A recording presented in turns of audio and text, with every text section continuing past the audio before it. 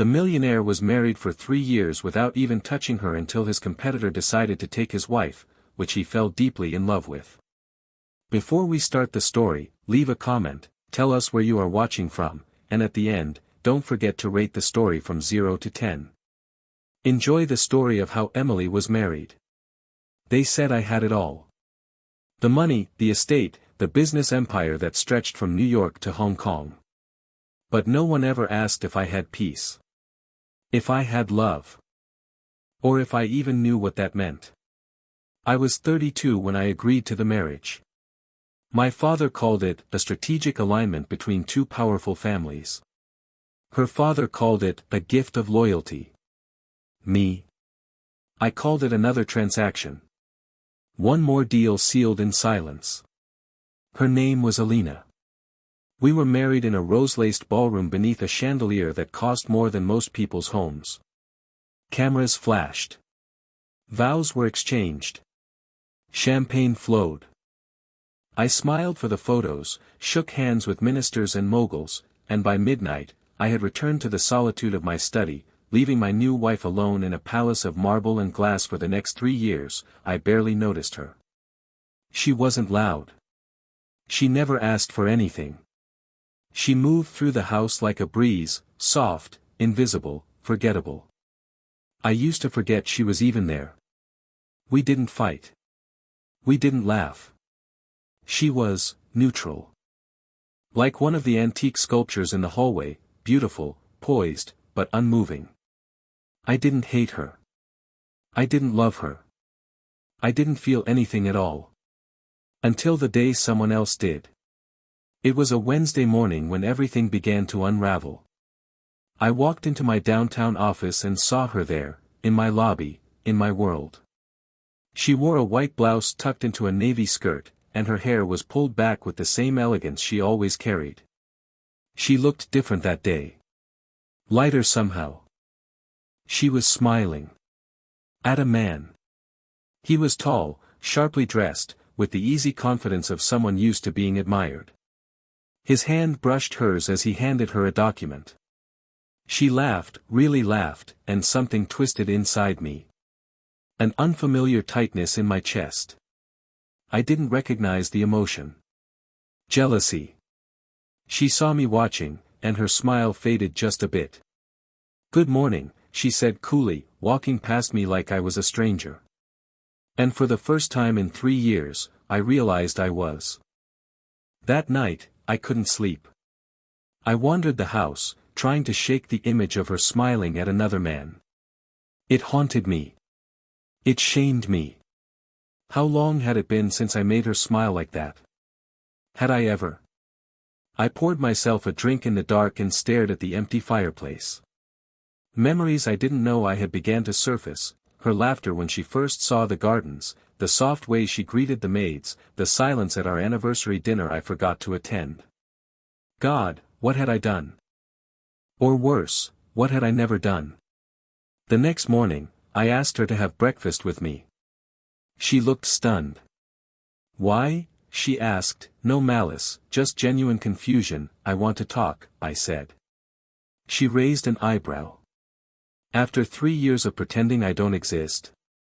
Her voice was calm, but I felt every word like a slap. I deserved it. I didn't know it then, but that was the beginning of my awakening. Of everything unraveling, and rebuilding. She was no longer a background figure in my carefully curated life. She was real. And the terrifying truth was, I didn't know her at all. But I wanted to. And I was already too late. I didn't recognize the man in the mirror that morning. His shirt was perfectly pressed. His watch gleamed. His face was the same, sharp, clean, composed. But his eyes, they were different. Hollow. Restless. Like he'd woken up from a 3-year coma and realized the world had moved on without him. That world included Alina. She wasn't at the breakfast table. The cook said she'd left early, volunteering at some charity her cousin ran uptown. I didn't know she did that. I didn't know she had a cousin in the city. I didn't know anything about my own wife. And that was becoming a problem I couldn't ignore. The house felt emptier without her, which made no sense because I'd spent years pretending she didn't exist. But now, the absence rang louder than ever. I walked past her art room. The door was slightly open. Inside, canvases leaned against the wall, landscapes, portraits, one unfinished painting of a little girl with her back turned to the sea. I stood there for a long time. That night, I waited in the dining room for her. She arrived 2 hours late, and I could tell she didn't expect me to be there. She paused in the doorway. "You didn't have to wait," she said. "I wanted to." She sat down slowly, as if unsure what game I was playing. "I owe you an apology," I said. "For what?" "For everything." She laughed. Not cruelly. Not bitterly. Just, tired. "You don't even know what everything is," she said. She was right. Over the next few days, I tried. I remembered she liked tea in the afternoon, green with a splash of honey. I had the housekeeper place it on her reading table. I asked my assistant to find out what charity she volunteered with and made a quiet donation under her name. I even came home early once, hoping we could talk. She was in the garden, barefoot, standing in the rain like it didn't matter. She looked peaceful. Untouchable. "Alina," I called. She turned, startled. Her smile faded the moment she saw me. "What are you doing here?" "I live here." "Funny. You could have fooled me for the past 3 years." The cracks were wide now. And painful. But I didn't step back. I leaned in. I followed her silently to a fundraiser one evening. Not as a guest. As a man trying to understand the woman he'd ignored. She moved with quiet grace, shaking hands, thanking donors, laughing with children. People loved her. They respected her. She was alive there, vibrant, engaged. I stood in the corner and watched her shine, realizing the world had known a version of Alina I'd never taken the time to meet. And then I saw him. Damien Cross. My business rival. Wealthy. Charismatic. Dangerous in all the ways I wasn't. He stood close to her. Too close. Their conversation was easy, familiar. He touched her arm lightly when she laughed, and she didn't pull away. It took everything in me not to walk over and rip his hand off her. Instead, I clenched my fists in the shadows like a boy who just watched someone take the only toy he never bothered to play with. That night, I waited for her outside the event. When she saw me, she froze. "What are you doing here?" she asked again. "I wanted to see you." "You saw enough." I stepped forward, heart hammering. "You and Damien, what is that?" She raised her chin, her voice low and sharp. "What difference would it make to you? He's not your husband. Neither are you." The silence between us felt like a glass wall, thin, transparent, shatterable. "I'm trying, Alina." "No," she said, eyes blazing now. "You're trying because someone else saw me first." That hurt more than I expected. Because it was true. Later that night, I went to my study. Poured a drink. Sat in the dark. I'd never had to chase anything in my life. Not a deal. Not a contract. Not a woman. But Alina. I didn't know how to catch up to someone I'd left behind for so long. And I didn't know how to stop the ache in my chest when I thought about her slipping away. I wasn't prepared for the truth. All my life, I'd lived in a world of control. Of transactions. Of numbers that lined up neatly in rows, and contracts that fit into folders with sharp corners and clean endings. But what I found that morning didn't come with clean edges. It came with jagged ones. It started with a conversation I wasn't supposed to hear. I was walking through the hall of my father's private club when I heard his voice, deep, certain, unmistakable. I paused just before the corner, and then I heard her name. Alina was the only choice, he was saying. Her father owed me everything. He would have sold his lungs if I asked. Giving up his daughter was easy. A laugh followed. Another voice, Robert Langley, my father's old friend. She played the part well, I'll give her that. But I thought you'd pick someone with more edge. She's a bit soft. She wasn't supposed to be anything more than a placeholder, my father replied. And besides, love is a liability. My son doesn't need a partner. He needs silence. My hands turned ice cold. Every muscle in my body stiffened. The blood in my ears roared like a freight train. I stepped back before they could see me. A placeholder. That's what she was to them.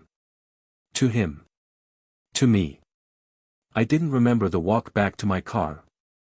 Or the drive home. Or the silence in the elevator as it rose to the penthouse.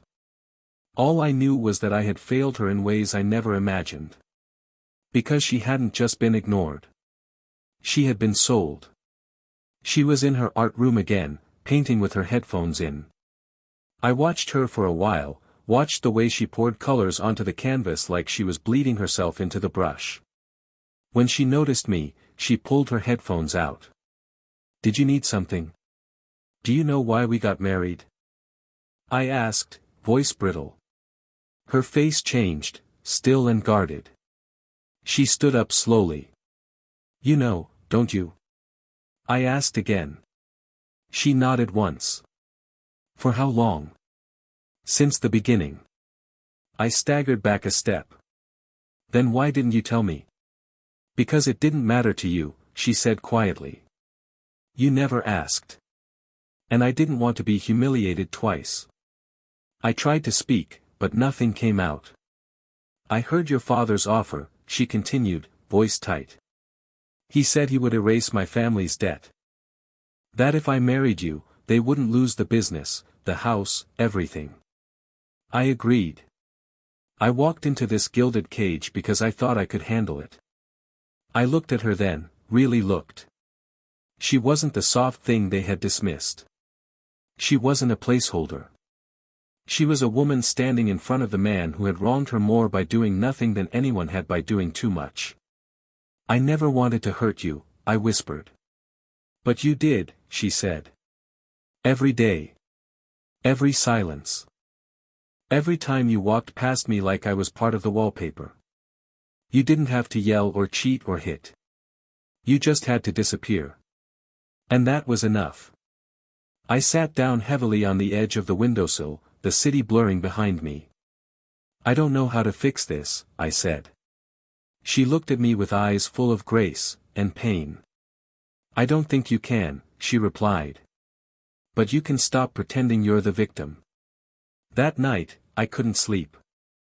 I walked through the penthouse halls like a stranger, running my fingers along the cold walls. Every inch of this place was designed to impress. But none of it mattered now. The silence felt louder than ever. She had given up everything for her family. For me. And I had given her nothing in return. But the worst part? She had known the truth all along. And still, she had stayed. It started with the suitcases. 2 of them. Neatly packed. Standing beside the front door like silent accusations. I came home late from a meeting, one I hadn't heard a word of, because all day I could only think of her. The look in her eyes yesterday. The way her voice had trembled, not from weakness, but from restraint. And now, she was leaving. Alina stood by the window, calm, her back to me. She wore a simple black coat and had pulled her hair into a low twist. She looked like a painting. Still. Powerful. Going somewhere? I asked, though the question was stupid. She didn't turn. Yes. Where? Away from here. Panic clawed at my chest, but I masked it. You're my wife, I said. She finally turned. No. I was your deal. Her words dropped between us like a knife. I stayed because I had no choice. Because I had to save my family. But I'm not that girl anymore. You can't just walk away, I said, taking a step closer. Her eyes narrowed. Why not? Because I hesitated. The words sat at the edge of my mouth. I had never said them before. Not to anyone. Not even once. But I couldn't say them now either, not yet. She waited. I stayed silent. And she picked up her bag. She moved out the next morning. Not to a hotel or back to her family. No, Alina had leased a quiet condo across the river. She didn't ask for money. Didn't ask for anything. She left with the same silence I'd once used against her. But now, that silence was mine to endure. I became a ghost in my own house. Over the next few weeks, I saw her name in places I hadn't before.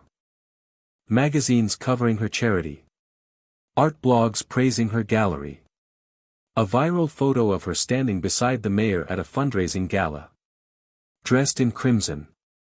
Glowing, everyone was starting to see what I had missed. And it burned. One afternoon, my driver mentioned she'd declined the family trust stipend. I called her. She didn't pick up. I sent flowers. They were returned. I waited outside her gallery once. She saw me, and walked past like I wasn't even there. I deserved it. But God, it hurt more than anything I'd felt in my life. Then came the night of the Bennett Foundation dinner. I hadn't planned to go. I didn't want to be seen. I didn't want the whispers. But I knew she'd be there. And I needed to see her. She arrived in a navy blue dress, hair curled to one side, laughter spilling from her lips like music. Damien was at her side again. I clenched my jaw as I watched him lean in too close. Heard him say something that made her blush. I snapped. I walked straight toward them, ignoring everyone else. Alina, I said. She looked up, surprised. Her expression didn't soften. Can we talk? I asked. I'm with someone, she replied calmly. Damien smirked. She's busy, old friend. I wasn't talking to you, I said through my teeth. Alina sighed. Don't do this here. I need 5 minutes. Please. She hesitated. Then nodded. We stepped into a quiet hallway behind the ballroom.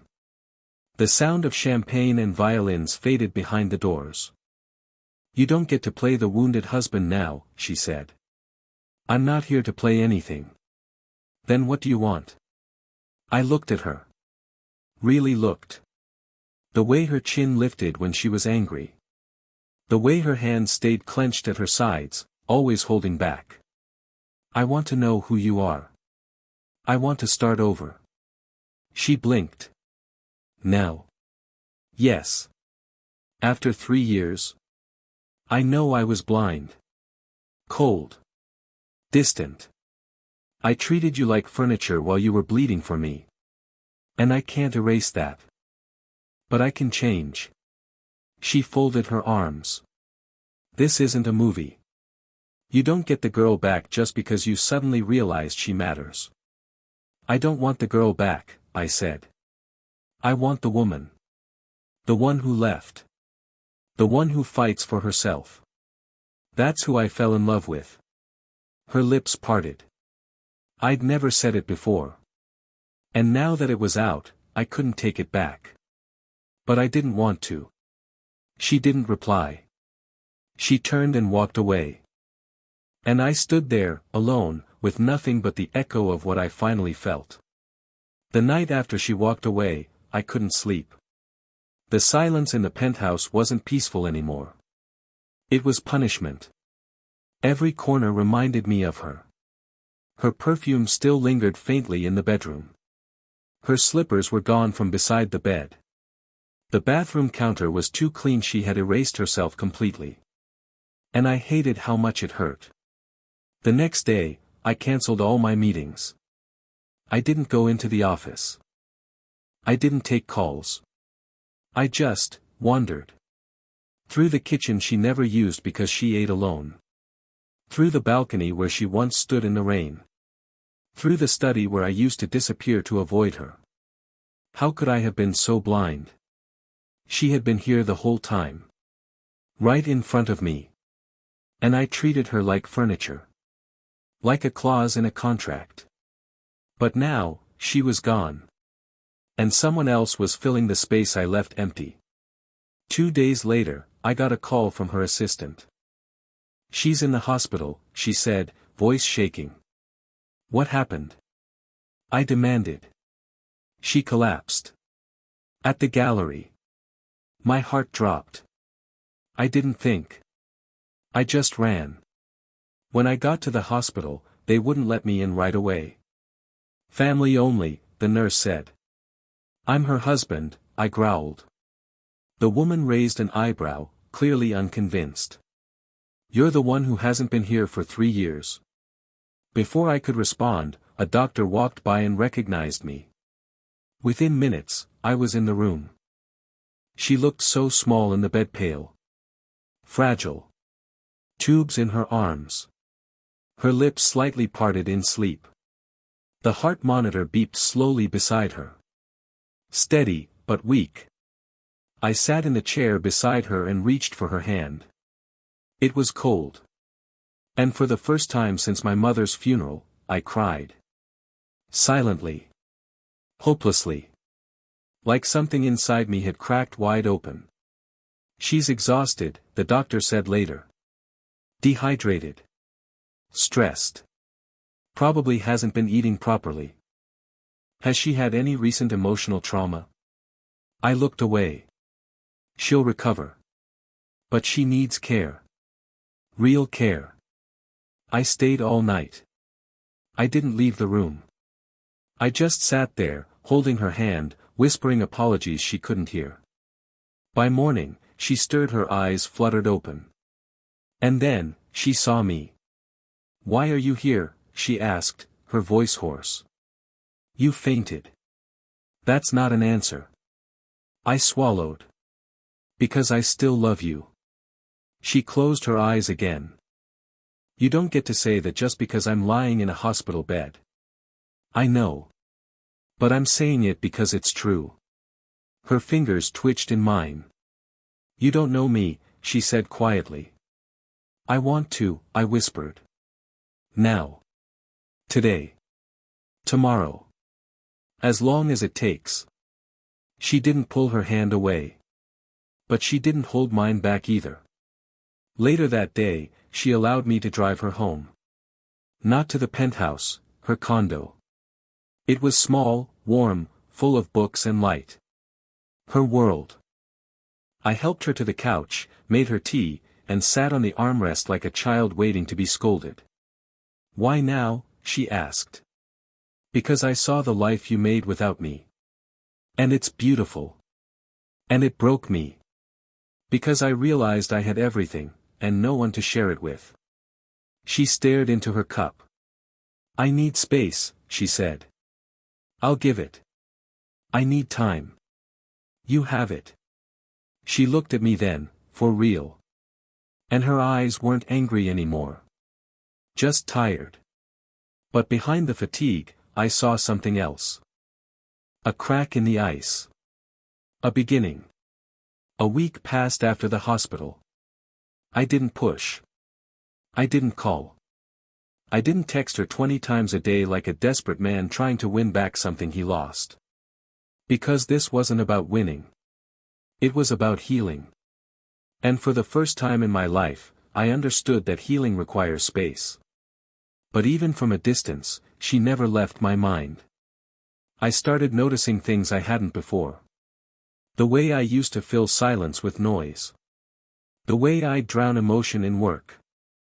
The way I wore power like armor, but it never kept the loneliness out. Now, I was trying something different. I started seeing a therapist. I signed the papers to release Alina from any lingering family obligation. And then, I did something even harder. I visited her father. The man who had once agreed to trade his daughter for business salvation looked like a shadow of himself now. Slumped shoulders. Tired eyes. Regret clinging to him like dust. He didn't speak much when I walked into the old family estate. I failed her, he said before I even sat down. So did I admitted. He looked up, surprised. You're not here to blame me.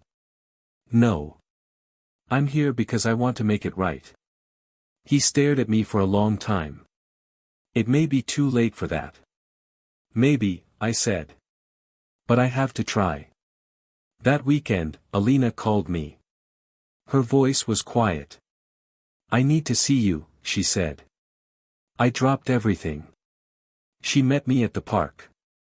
The same one she used to visit when she first moved here. We sat on a bench, autumn leaves spiraling down around us. She looked nervous. Her hands trembled slightly. What is it? I asked. She stared straight ahead. Then slowly turned her eyes to me. I'm pregnant. My breath caught. Silence stretched between us like a tightrope. I didn't plan it, she said quickly. I didn't even think it was possible. We weren't trying. No, I whispered. We weren't. She looked down at her hands. You don't have to say anything. I'm not asking you to fix this. I reached out, took her hand gently. I don't want to fix it, I said. I want to be part of it. All of it. She blinked, tears gathering. I'm scared, she whispered. I don't know if I can trust you with this. I don't blame you, I said. But I want to earn it. Every day. I want to be there for the baby. For you. Not because I feel guilty. Because I feel something I should have felt years ago. She looked away, wiping her cheek with her sleeve. I waited. And after a long pause, she nodded. Just once. But it was everything. That night, she let me walk her home. We didn't talk much. But at the door, she turned and said something I never thought I'd hear again. Would you like to stay for tea? I smiled. I'd like that. Inside, the lights were soft. Her bookshelf overflowed. The kitchen smelled faintly of cinnamon. She moved with a gentleness I hadn't seen before. Like something had settled in her. When she handed me a cup, our fingers touched. I felt the spark. But I didn't act on it. Not yet, because now, I wasn't chasing her with apologies. I was walking beside her. Step by step. For the first time in years, I felt grounded. Alina and I weren't living together again, not yet, but we were speaking. Sharing. Healing in fragments. The pregnancy had become our unlikely bridge, and I crossed it slowly, reverently, terrified of pushing her too hard. I took her to her doctor appointments. I read books about fatherhood. I started looking at cribs the way I once looked at sports cars. And every time I heard the baby's heartbeat echo through those speakers, something inside me cracked wide open. This wasn't just a second chance with her. It was a new life. Literally. Then the fire came. Not literal flames, worse. It started with a phone call from my mother. You've humiliated this family long enough, she snapped before I could even say hello. What are you talking about? I asked. This circus with Alina. You're crawling back to her in public, after everything. And now a child. Out of wedlock. I gritted my teeth. She's still my wife. For now. I stood frozen. What does that mean? A pause. Then, the board has questions.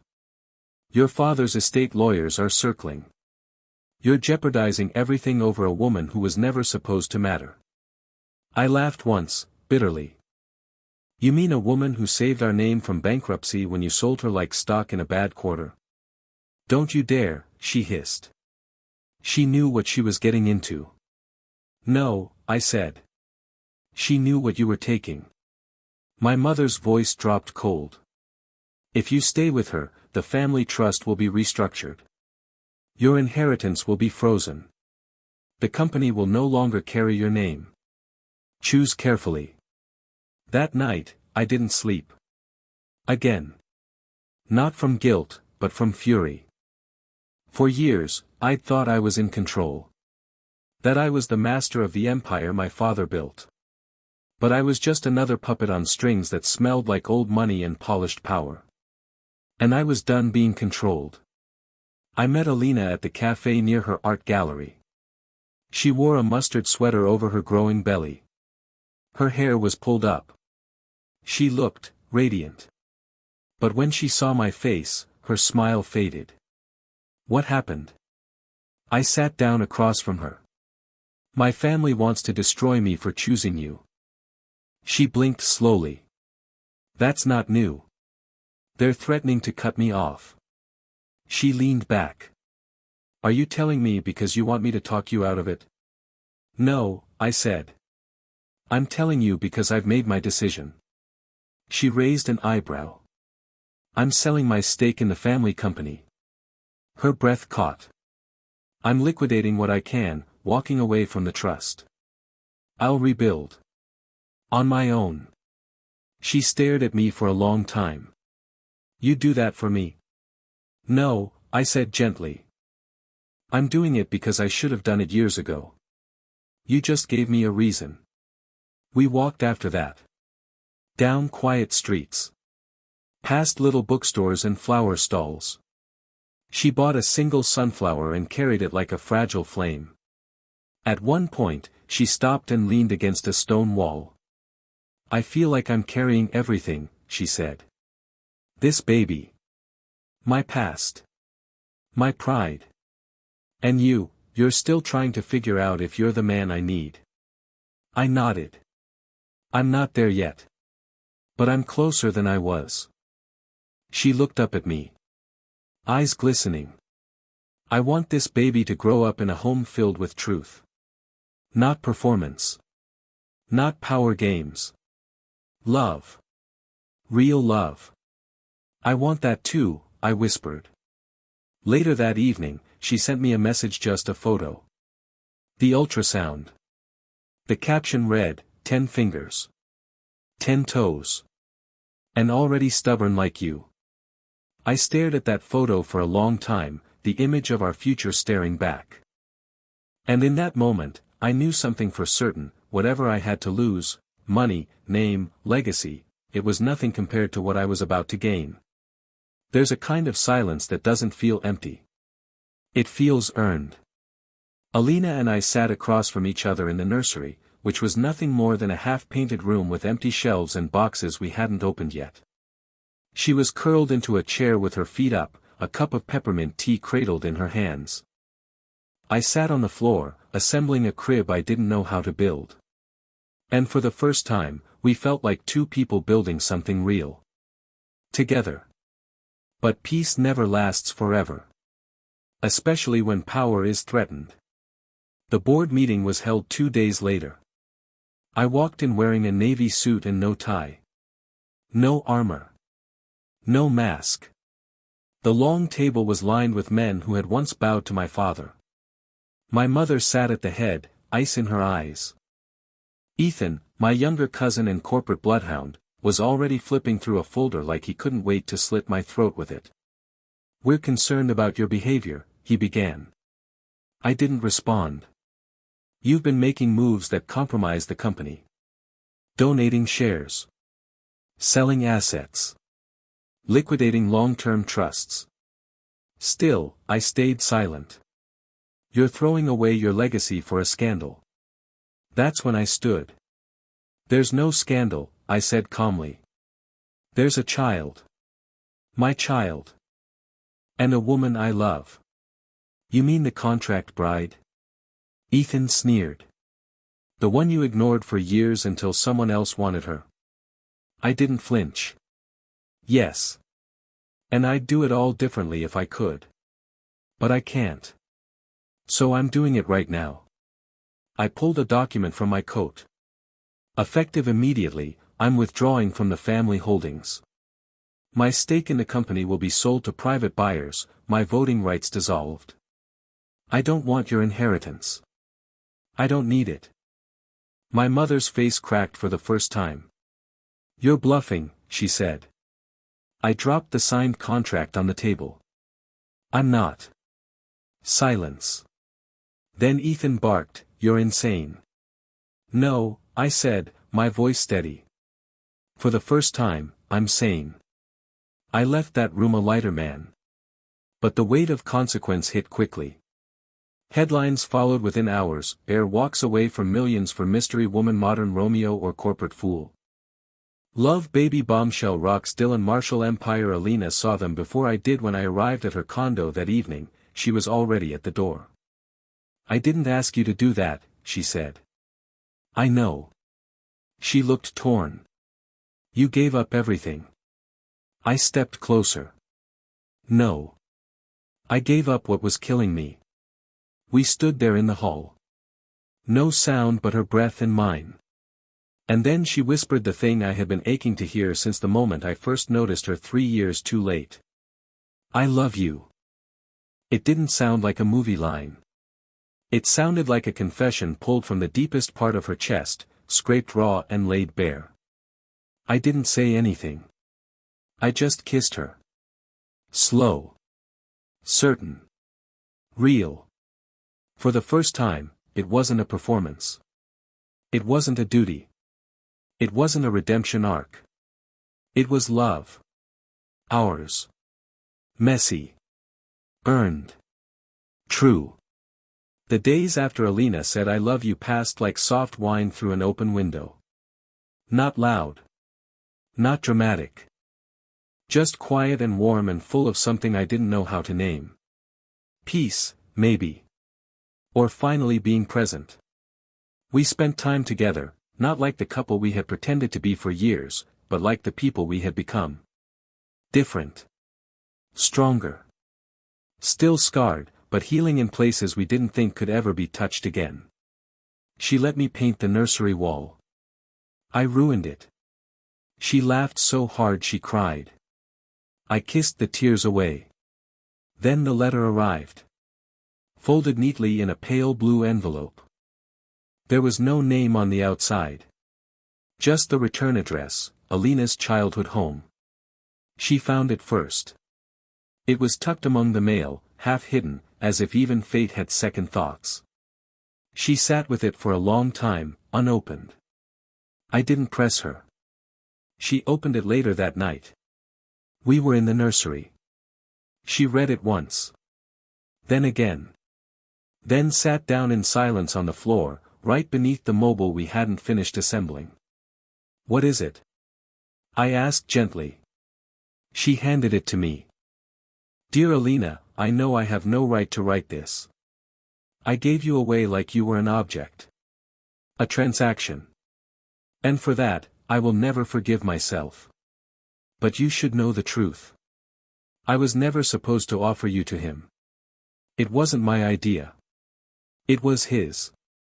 Your husband's. He asked for you before I ever opened my mouth. He made the deal. I just followed through. Your father. I read it twice. The words didn't make sense at first. I felt like the ground under my feet was giving way. I began, my voice cracking. I didn't know about this. I swear to you, Alina. I didn't. You arranged the deal, she said quietly. No. No, I thought. I thought it was my father's doing. I thought her eyes were full of glassy pain. You let me believe it was forced on you. I didn't remember, I said. I didn't understand what they were asking. I was told it was a business merger, a family alliance. But you agreed. Her voice was flat. And it shattered me. Yes, I said, because I couldn't lie anymore. I agreed. But I didn't see you. I didn't know what I was agreeing to. I didn't know you. She didn't speak. I knelt down beside her. Put the letter aside. Took both of her hands. Alina, I would give my soul to undo what I did. I would go back to that boardroom and burn the contract if it meant I could meet you properly. Love you the right way. Choose you for who you are, not what you saved. Tears slid down her cheeks. I don't want to hate you, she whispered. But some part of me still does. I know, I said. And I'll wait for the day that part lets go. Even if it never does. I'll love you anyway. She cried in my arms that night. Not loudly. Not bitterly. Just quietly, as the wind moved through the half-finished room around us. I stayed up all night beside her. Because healing is never clean. And love, real love, is not built on perfect stories. It's built on truth. Even when it hurts. It rained the morning I stood in front of the mirror, buttoning my white linen shirt. Not the kind of rain that ruins days, the kind that washes everything clean. The house was quiet. Too quiet. Not because it was empty, but because it was full in a different way now. Full of healing. Full of tension that had finally exhaled. Alina was in her room humming softly, brushing her hair the way she used to when I was still a stranger. The nursery door was open. Inside, our daughter was sleeping. Our daughter. Those words still felt unreal. She came 2 weeks early. The delivery was long. Complicated. There was a moment when the machines beeped too fast, when the doctor's voice turned sharp, when I thought I might lose both of them. I prayed. I had never prayed before. But that night, I folded my pride and whispered into the darkness, begging for her life. And then, she cried. A sound so fragile, so full of fire, it shattered every wall I had left inside me. When they handed her to Alina, she cried harder. But when they handed her to me, she stopped. I cried then too. Not because I was scared anymore. Because I finally understood what it meant to love something more than yourself. We named her Hope. Because that's what she gave us. Not just a future, but a reason to forgive the past. The weeks that followed were blurry and beautiful. I learned how to swaddle. I changed diapers with trembling hands. I took midnight shifts and let Alina sleep. I held Hope against my chest and whispered promises I never thought I'd get to make. And slowly, Alina came closer. Not all at once. But in little ways. A longer glance. A softer smile. One night, as I lay half asleep on the couch with Hope on my chest, she came into the room, took one look at us, and whispered, "You're not the man I married." I smiled without opening my eyes. Good. She came closer. Sat beside me. Rested her head on my shoulder. "You're better," she said. I think forgiveness doesn't happen in one moment. It happens across 100 small ones. Moments when love outweighs memory. When who we are now finally earns a place beside who we once were. And in the end, it wasn't the apology or the house or the sacrifices that healed us. It was the family we became, not because we had to, but because we chose to. We moved out of the penthouse. Too cold. Too full of ghosts. We bought a little house outside the city. Alina painted the nursery walls herself this time, soft yellows and grays. I built the crib again. Properly, this time. We planted a tree in the backyard. A new beginning. A life we hadn't been handed, one we had built. Together. And sometimes, when the world is quiet and hope is asleep, I lie in bed beside the woman I once forgot to see, and I thank God I was given the chance to start over. Because now I know, love is not found in grand gestures or dramatic confessions. It's in the way she reaches for my hand in the dark. It's in the laughter of a little girl in the hallway. It's in the house we built, from broken pieces we finally learned how to hold.